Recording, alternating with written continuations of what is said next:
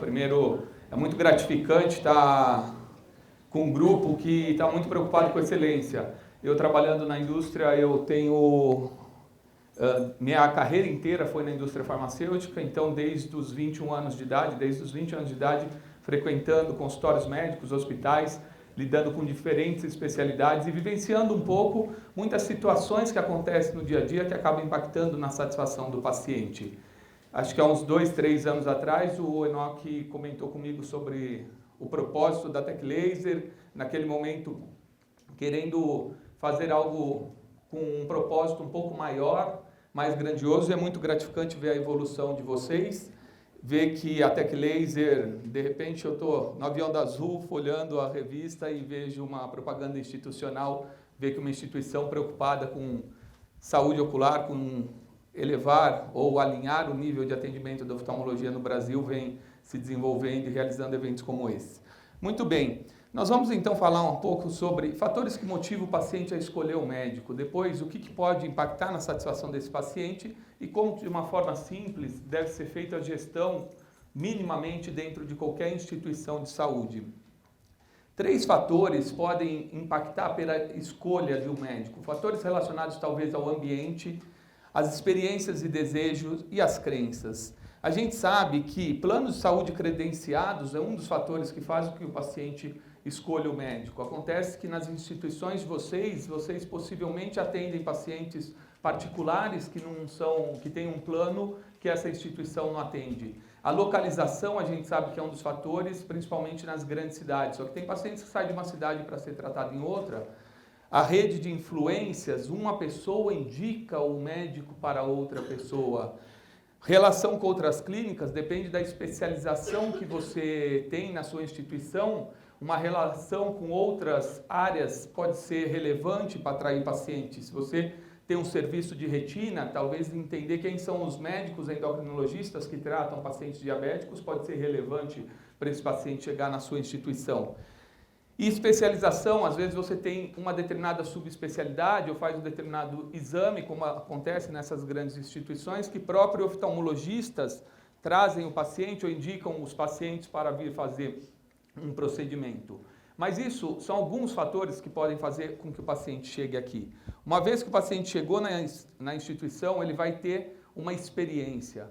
Uma experiência passada que nós tivemos pode ser que faça com que a gente queira ou não voltar nesta instituição. Se você for num restaurante, teve um atendimento ruim, a comida não estava boa, alguma coisa aconteceu que a sua experiência não foi boa, pode ser que você não queira voltar. E o Dr. Eduardo comentou um pouco isso. O paciente, dependendo da experiência que ele tiver, vai ter um impacto na satisfação e a imagem que ele vai ter dessa organização. Tudo que o paciente deseja para ele e para os outros. A gente vê muitos profissionais muito bons, mas estão numa grande cidade, no centro da cidade, um lugar onde não tem um estacionamento perto, onde é perigoso, e isso pode impactar na escolha deste profissional, por melhor que seja o profissional. Essas experiências, mais do que a gente vê, o que a gente escuta, vão formando as nossas crenças, e no final das contas, nós tomamos qualquer decisão na nossa vida, o nosso comportamento está baseado no que nós achamos. E eu acabo indo nessa instituição porque eu acho que é uma boa instituição, eu acho que o médico está bem capacitado, eu acho que o atendimento foi bom, eu acho que eles vão resolver o meu problema. E as crenças estão relacionadas ao quê? A 5 fatores que impactam na satisfação do cliente.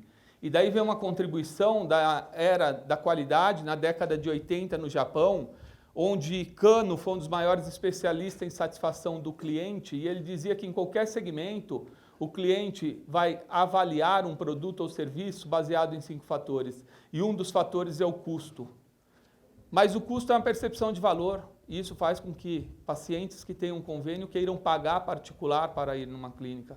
Esses dias eu estava num consultório, numa cidade fora de São Paulo, com a minha equipe, e chegou um paciente, parecia que ele tinha se vestido para ir ao médico, e ele foi buscar o pedido dele, ele faria uma cirurgia de catarata no sábado, e eu vi ele perguntando para a secretária, como que eu posso fazer para retornar aqui?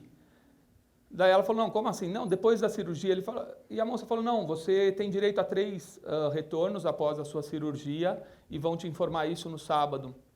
e era do SUS, ele falou, não, mas é que lá no SUS está demorando muito, eu prefiro pagar e vir aqui. Quanto que é a consulta? Ela falou, R$200. Ele falou, não, então eu vou guardar meu dinheiro e eu venho aqui daqui 2 meses.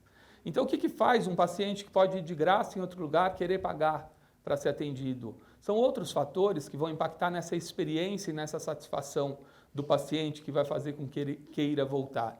E o custo é uma percepção de valor que está relacionada aos outros 4 fatores. Qual seria o segundo? Entrega. Produto certo, na hora certa, nas especificações certas, para a pessoa certa e no lugar certo. Quais erros de entrega podem acontecer num ambiente de saúde? Eventualmente, algumas instituições que os senhores trabalham têm mais que uma unidade. Às vezes o paciente chega no horário certo, no lugar errado. Algum erro aconteceu e que, se você não tem sistemas, como alguns de vocês mencionaram aqui, de registrar as oscilações que existem, isso pode se repetir e não sabermos o que está acontecendo. E, de repente, esse paciente vai ter um desconforto, ele perdeu o tempo e ele pode ser que não queira voltar. Já tive experiências péssimas de ligar para a clínica e falar, é hoje? É, não, pode vir. E a hora que eu chegar na clínica, fala, não, o doutor nem atende aqui hoje. Hoje ele está no hospital. Pô, eu liguei 30 minutos antes de sair da minha casa. Então, que tipo de erro que aconteceu? Eu nunca mais voltei nessa instituição e nunca ninguém ficou sabendo, porque eu nunca tive a oportunidade de dar uma nota para o atendimento que eu tive lá, seja do médico, seja da recepção, seja de quem for. Produto certo nas especificações certas. Na oftalmologia, a gente sabe cada vez mais a subespecialidade acaba impactando numa qualidade de atendimento, mas às vezes o paciente marcou com um especialista em glaucoma, chegou lá, foi atendido por um especialista em catarata, algum erro aconteceu nesse processo que colocou o paciente errado para aquele médico ou o médico errado para aquele paciente.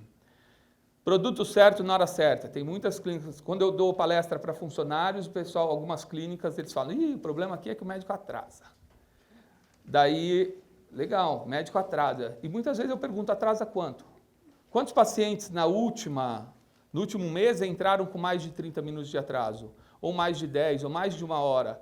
E quantos dos pacientes realmente estavam muito estressados aí na recepção? E a gente sabe que o paciente ele se transforma. Na recepção, um leão, no consultório entra, daí é um gatinho, né? O pessoal da equipe de atendimento até fala, agora o doutor vai escutar um monte. A hora que chega lá, não, estava tão bom ficar lá te esperando, tirei a tarde para isso, está tudo certo. Eles se transformam. Mas vamos pensar qual que é o custo dessa espera. Pense vocês quanto que vale 2 horas da vida de vocês. Se esse paciente for um arquiteto, em 2 horas ele projeta uma casa que ele vende por 15, 20 mil reais esse projeto. Ele ficou 2 horas esperando, custou 20 mil reais essa espera. Então, se nós conseguirmos cumprir com aquilo que nós prometemos, nós estamos respeitando o tempo da pessoa e às vezes ele não teve 2 horas para ficar com os familiares dele naquele dia. Isso é muito sério, nós estamos tirando 2 horas da vida de uma pessoa, o tempo é finito e incerto, vai acabar, não sabemos quando. Terceiro aspecto que pode impactar na satisfação está relacionado a aspectos de segurança. Vocês todos discutiram muito a questão de segurança, quando falam uma acreditação preza primeiramente pela segurança do paciente, mas a gente não pode ignorar que quando eu saio do âmbito da excelência na medicina, outros aspectos podem impactar, a segurança do patrimônio, se a pessoa for no cabeleireiro, as mulheres, por melhor que seja, se roubarem seu carro lá na frente, pode ser que você procure um outro cabeleireiro achando que é mais seguro. Então são aspectos que estão fora, às vezes, da excelência na medicina, mas podem impactar na satisfação do paciente. E segurança do planeta. Nós falamos no mundo sustentável, às vezes temos que tomar um banho rápido em casa para economizar água, daí eu vou no banheiro, lá na instituição, está desperdiçando água, um recurso natural, não que eu vá mudar de médico por conta disso, mas de uma certa forma pode impactar na imagem da sua instituição junto a este paciente. Quarto, não menos importante, está relacionado ao atendimento e moral. Atendimento, tem alguns estudos aí na área de saúde que a satisfação do paciente no que se refere à experiência dentro do consultório médico varia de 60% a 80%, depende do tamanho da instituição. Instituições muito grandes, onde tem muitos profissionais envolvidos no atendimento, acaba diminuindo um pouco aquela questão da experiência com o médico, e quando é uma instituição menor, maior responsabilidade. Se é um consultório onde tenho eu e minha secretária, eu ainda, se ela fez alguma coisa errada, eu consigo segurar a onda, mas quando eu pego uma instituição como essa, se eu chego ali, o manobrista me tratou mal, a recepcionista foi mal educada, o rapaz que fica na catraca para eu acessar o elevador respondeu de forma estúpida comigo, por mais que seja muito bom o médico, se a equipe não estiver em sintonia, pode ser que o paciente fale, nossa, o doutor é muito bom, mas aquela mocinha que trabalha com ele não dá. Aquele rapaz que fica não sei aonde é péssimo. Então, a importância de cuidar bem da equipe, não só da excelência do que vai acontecer dentro do consultório. E moral está relacionada a quanto feliz que as pessoas estão. E daí, vale um parênteses, a gente sabe que a vida do médico é muito corrida e muitas vezes o médico, por uma questão de até todo histórico que tem, é uma pessoa muito respeitada na sociedade. E às vezes as pessoas que trabalham com os médicos têm até um pouco de receio, fica com medo de conversar. Então é importante que tenha abertura entre a equipe para que as pessoas discutam as melhores formas de fazer o que tem que fazer, o que tem que ser feito e procurar sempre combinar como que deve ser feito o atendimento. Instituições grandes têm protocolos, têm padrões de treinamento, mas às vezes numa instituição menor não. E a moral, quando a gente fala quão felizes as pessoas estão, quantas vezes eu, quando eu era representante, chegava num consultório, aquela recepção com 4, 5 pacientes e falava, poxa, doutor Pedro está aí, preciso falar com ele, e de repente a secretária falava, ih, hoje ele está daquele jeito, hein? Parece que a mulher dele dormiu de calça jeans. Pô, imagina eu sentado como paciente escutar um negócio desse. Será que é o melhor dia para eu passar com ele? E todos nós sabemos que temos o direito de, num dia, não estar muito bom. Tem gente que todo dia não está muito bom, mas a equipe tem que ter essa sensibilidade de que eu não preciso concordar, eu tenho que respeitar. Às vezes a pessoa é diferente do que eu, mas não cabe eu emitir uma opinião sobre como que está o humor das pessoas que trabalham aqui. E isso pode impactar de uma certa forma na satisfação das pessoas. Como nós chegarmos num restaurante, boa tarde só se for para você, que minha tarde está péssima, e você fala, pô, é aqui mesmo que eu tenho que vir? Então, essa questão está relacionada à experiência que o doutor Eduardo comentou, que o paciente vai ter. E o quinto, não menos importante, está relacionado à qualidade, todos os aspectos sinestésicos. Se eu precisar ficar 2 horas esperando, eu vou sair de lá com uma hérnia de disco ou uma cadeira confortável. Daí eu vou, às vezes chego num consultório 5 horas da tarde, vejo uma garrafa térmica, nossa, é agora que eu vou tomar um café. E a secretária fala, ih, não pega esse aí não, que está desde as 9 da manhã. Pô, tira essa garrafa daí, para que você vai deixar isso lá? Daí eu vou pegar a revista para ler, uma revista, caras, da morte do Ayrton Senna. A gente vê por aí essas coisas. Agora é lógico que o paciente não vai mudar de consultório, de médico, porque a revista era velha. Mas no mínimo eu estou deixando chances dele pensar, será que esse médico é tão atualizado quanto essa revista? Qualquer lugar do mundo que ele for tomar um cafezinho, falar só, não está pior que lá o do consultório da doutora Mirna, que é essa imagem que vocês querem deixar? Então, nós não estamos discutindo aqui qualidade da medicina que vai ser exercida, que isso os médicos já discutem em congressos, isso vocês estavam conversando até agora, mas também cuidar do entorno.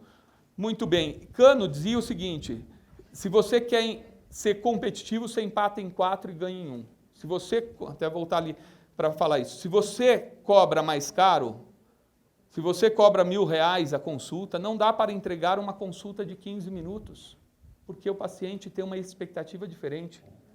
Agora, se você cobra R$30, não dá para você entregar uma consulta de 1h30, porque a conta não fecha, nós vimos que tem aspectos financeiros importantes.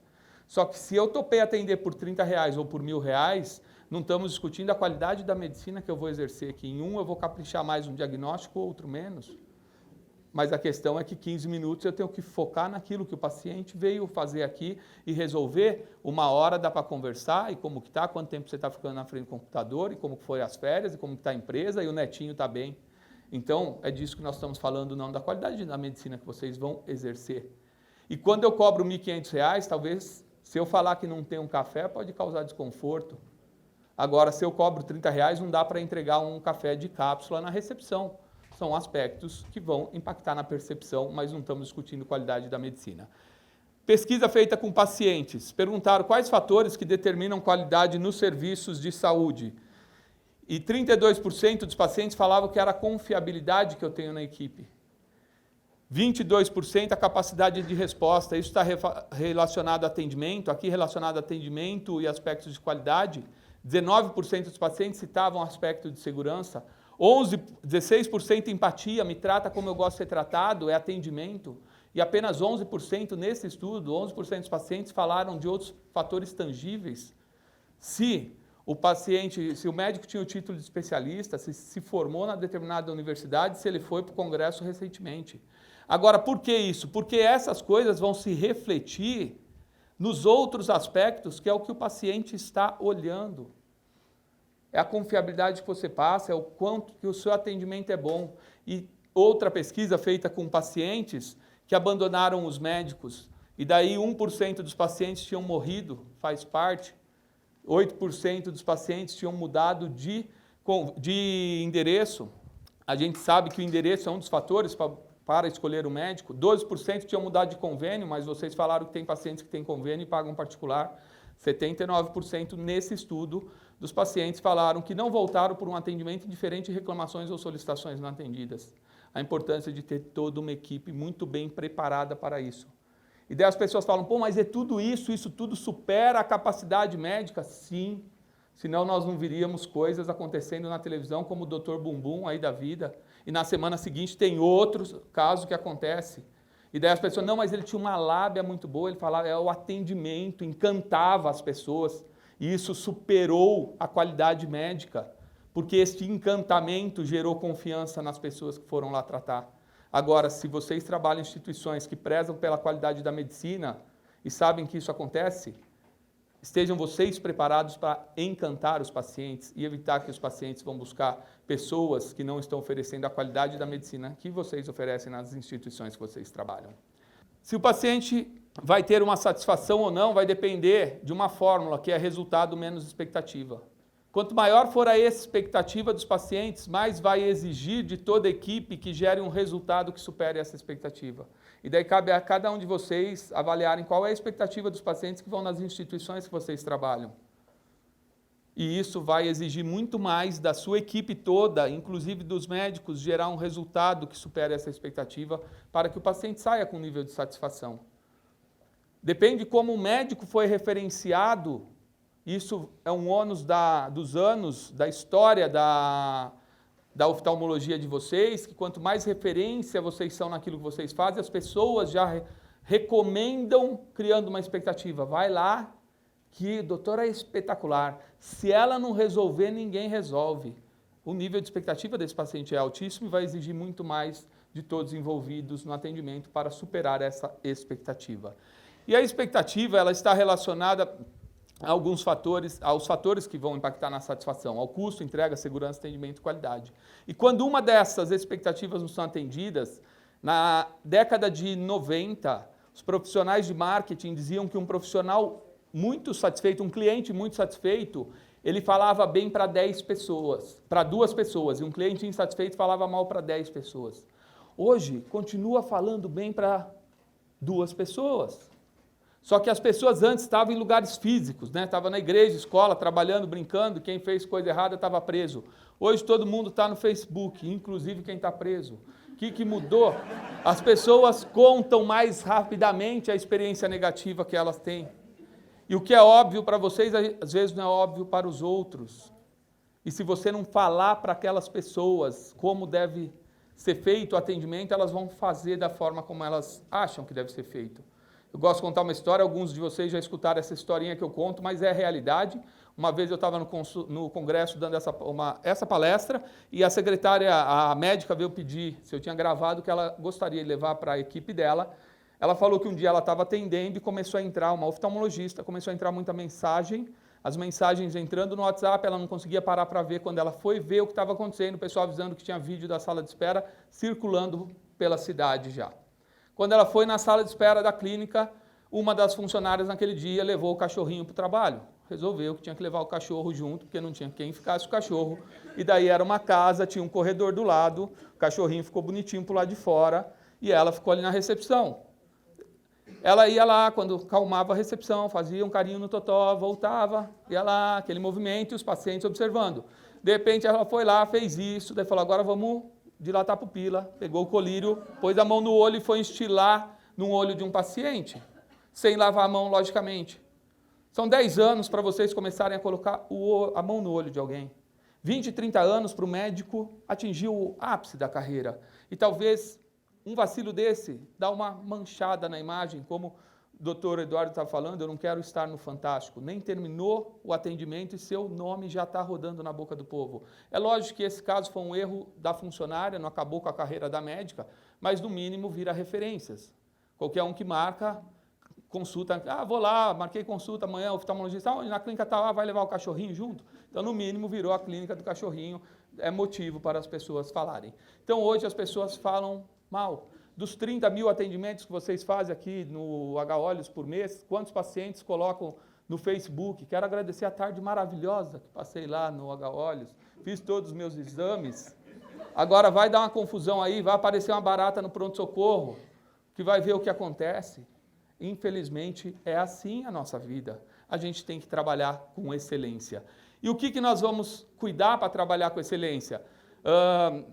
No projeto do Vital, a Rosa comentou sobre o diagrama de espinha de peixe, de Ishikawa, que eles usam. E Ishikawa, na década de 50, falou isso, que qualquer problema em uma fábrica pode ser decorrente de 6 M's: mão de obra, máquina, materiais, método, medida ou meio ambiente. O que vai fazer com que a sua instituição seja excelente? Se você cuidar desses 6 M's, se as pessoas que trabalham na sua instituição trabalharem com excelência, e ninguém é perfeito, mas é muito legal nós vermos como a laser ocular mostrou os registros de oscilações, porque não há nada que nós estamos fazendo que esteja tão bem feito que não possa ser ainda melhor. Só que se eu consigo olhar o que está oscilando no processo, eu consigo corrigir. E uma instituição com 40 funcionários, se cada funcionário chegar no começo da semana e falar, se eu fosse começar a semana passada de novo, o que eu faria diferente para ter um resultado melhor do que eu tive? São 40 melhorias, igual ou pior não vai ficar. Agora, se nós fizermos isso todos os dias, são 40 melhorias por dia. Agora, se a instituição tem 700 funcionários, são 700 melhorias por dia. E isso é o processo de busca consecutiva da excelência e da qualidade. As máquinas nem sempre precisam ser as mais modernas, mas precisam estar adequadas para aquilo que vocês fazem. E daí tem todas as máquinas de atendimento, mas às vezes a gente vê gente pedindo computador novo e precisa fazer uma faxina, apagar o que está lá ocupando espaço e não usa para ganhar performance. Materiais, estou utilizando os melhores materiais. Fui fazer um exame, uma endoscopia o ano passado. Daí a enfermeira foi espetar um negócio para pôr soro, chama stent, não, como? É uma borboletinha branca assim, né? É esse aí, foi esse aí. Que daí ela vai colocar o soro, alguma coisa por lá. Beleza. 3 vezes ela me espetou. 3, pegou um, daí jogou fora. O outro, eu falei, mas o que está acontecendo? É que trocou esse negócio, ele rasga a vez, sei lá o quê. Eu falei, caracas, quando a gente olha uma situação dessa, é lamentável. Por quê? É capaz que o comprador está sendo aplaudido e ganhando aumento porque ele reduziu despesa, porque ele trocou um material lá que comprou pela metade do preço, mas alguém está registrando que tem um consumo de 3 para cada um, e hoje a gente fala em inteligência artificial seria isso. Só essa enfermeira da instituição tem essa informação, e só ela está escutando o cliente falar que não volta mais lá, e ela não tem nenhum lugar para registrar isso. E pode até ser que ela esteja mandando por WhatsApp para alguém essa informação, mas quando a gente fala em inteligência artificial, é onde está essa informação que a próxima vez que eu for lá, alguém possa falar, você teve um desconforto na última vez que você veio aqui, por conta disso, nós tomamos uma decisão, trocamos isso e hoje você vai me falar se melhorou ou não. E daí eu estou sendo tratado com respeito. Aí eu estou tendo uma experiência que pode me encantar e eu querer voltar nessa instituição. Mas ninguém sabe disso. Meio ambiente, instituições do porte das que vocês trabalham, se cada um não manter o seu espaço arrumado, vai ser difícil vocês manterem a organização organizada.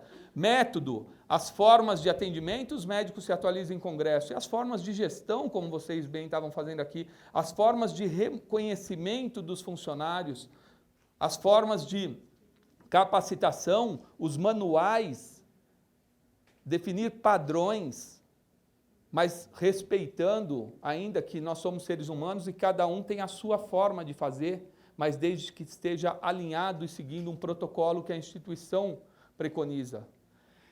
E as medidas, as quantidades, os tempos.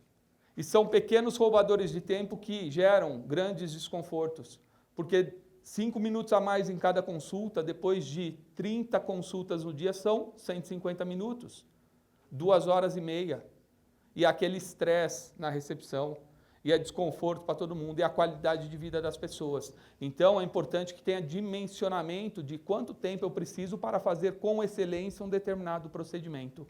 E daí a gente pode fazer gestão cruzando os conceitos de Ishikawa com o que vai impactar na satisfação do cliente, que são os conceitos de Kano. Isso aqui é uma contribuição de uma escola de planejamento brasileiro, que chama-se Homo Sapiens, desenvolveu um método TVEP, e ele usou esses 2 conceitos. Então, se nós queremos avaliar a qualidade, vocês estão fazendo a avaliação de qualidade, eu coloco a qualidade aqui. O que vai depender da qualidade? A qualidade da mão de obra. As pessoas estão trabalhando como devem, com a melhor performance possível, buscando excelência. A qualidade das máquinas que vocês utilizam estão adequadas? A qualidade dos materiais, a qualidade do meio ambiente, a qualidade dos métodos e a qualidade das medidas estão adequadas?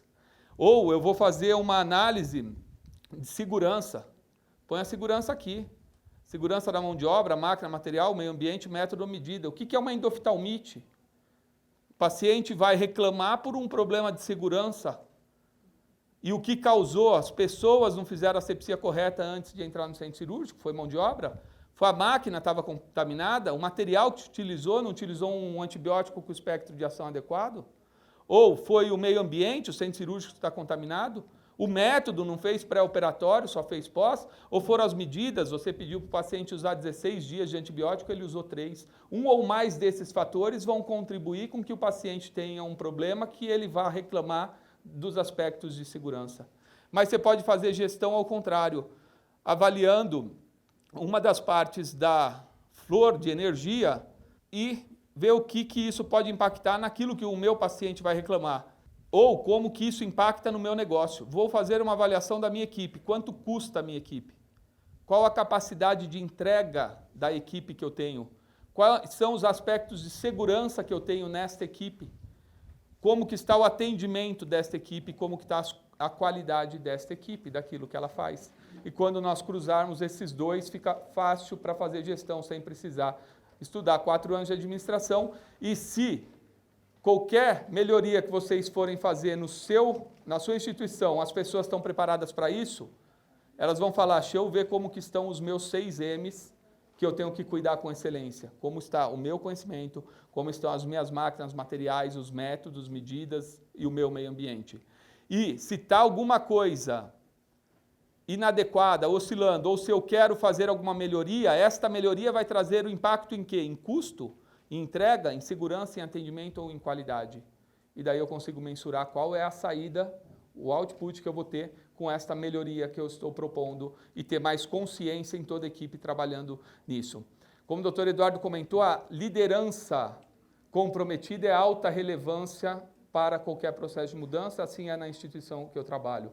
Primeiro cargo de liderança que eu tive, eu falava para a minha equipe, líder é o seguinte, se eu não atrapalhar, eu já estou ajudando bastante. Então, acho que esse é o primeiro conceito que a gente tem que trabalhar junto ao grupo. E para uma equipe ter alta performance, depende de um pilar estratégico. Esse pilar estratégico traz liderança comprometida, objetivos comuns e um propósito muito claro. Tem um pilar da equipe, que está relacionado à confiança, conflito, compromisso, responsabilidades e os resultados que vão gerar.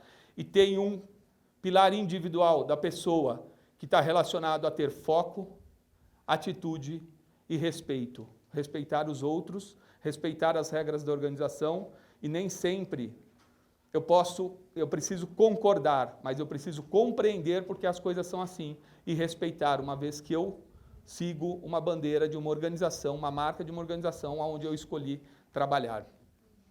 Nós muitas vezes ficamos mais tempo dentro da organização do que com os nossos familiares, nossa casa, e eu sempre gosto de terminar minhas palestras dizendo que da mesma forma que satisfação é uma fórmula, que é resultado menos expectativa, a felicidade é outra fórmula, que é realidade menos expectativa. Todos os dias nós podemos modelar as nossas expectativas, todos os dias, todos nós, seres humanos, podemos criar as nossas realidades, ser feliz só depende de cada um de nós. Obrigado pela oportunidade de estar com vocês.